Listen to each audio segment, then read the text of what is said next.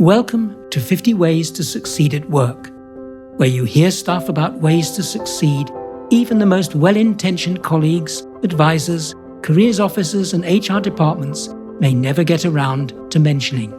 This is episode 37, The Extra Mile, or how exceeding expectations can enhance your organization and boost your chances of success.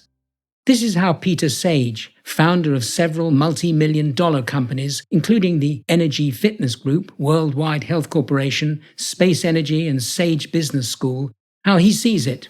Going the extra mile. I don't think there's a better phrase that could sum up the essence of what it really means to be human. The essence of being human. That's one way to view going the extra mile. Here's another. You're sneakily listening to staff talking in on a local Pizza Hut branch. They're wondering about a customer who orders his favorite combination each week, like clockwork. Except for 2 weeks, there have been no orders. One of the team volunteers to go the extra mile to check whether this loyal client is all right. They gave him a phone call and they asked the customer, "Are you okay? You haven't ordered from us for over 2 weeks. We wondered if everything's all right. I'm ringing to offer you a free welcome back pizza."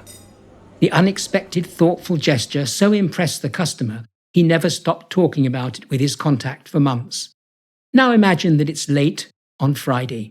You're getting ready to leave and your supervisor catches up with you at the last moment.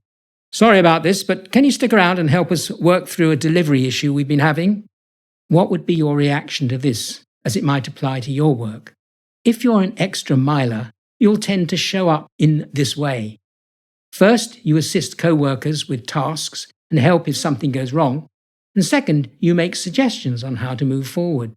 Extra milers help balance the team's workload and back up team members. This way, the group becomes healthier. Being an extra miler may feel burdensome at the time.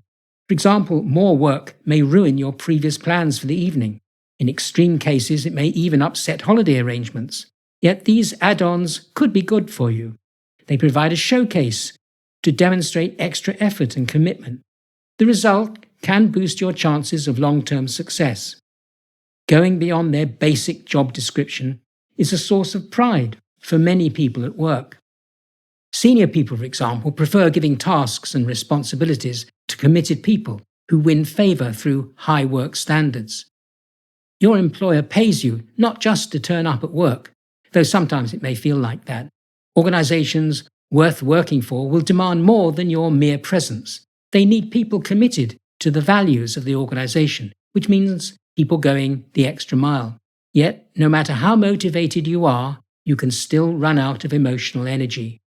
You could face an uncomfortable conflict between work and family, and when that occurs, doing too much discretionary work can even be damaging. There's also an emerging trend called the quiet quitter. A new generation, maybe just like you, who just do enough to get by and clock off when they've done their contracted hours. Being a quiet quitter can make perfect sense. Work targets are constantly stretched, work is more intense, and young employees are pushing back on this pressure. So there's a dark side to discretionary work that goes beyond the formal requirements of the job. For example, you may not achieve the gains you expect unless you focus on actual work performance. Going the extra mile for the wrong reasons may cause you grief.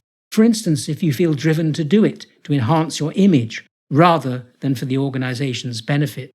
Research shows that employees spending time on discretionary work may receive smaller increases in salary and fewer promotions than those who focus more on task performance. So while going the extra mile is an opportunity, make sure it doesn't become a threat. You always need to assess the extra mile possibilities and consider, is it worth it? Doing something extra can make you feel better about yourself. It can bring a sense of purposefulness into your life. Another benefit is that you can choose to boost your career. Senior colleagues will notice, which could be good news for your success prospects. You'll also improve your knowledge and connection with your organization's purpose, such as serving customers or helping to complete a project. One other benefit worth having is the impact it makes on colleagues. You can set an excellent benchmark for yourself to which others can aspire. If work becomes too intense, well, what can you do? First, be sure to be seen regularly rather than lurking at home. Second, ease off by doing your job well for the agreed hours rather than slacking off constantly. Lastly, do quit discreetly. If you change course too abruptly, your boss will notice and things could get awkward. So what action am I suggesting you take? Choose one thing you can do today to go the extra mile. Often the smallest gestures make the most significant impact.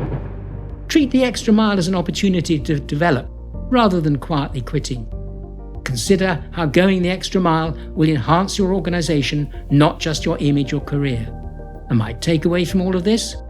Seek opportunities to go the extra mile while keeping in perspective your work intensity. Retain a laser focus on your primary task. You've been listening to an episode of Andrew's 50 Ways to Succeed at Work. For more episodes, subscribe free to my regular weekly podcasts.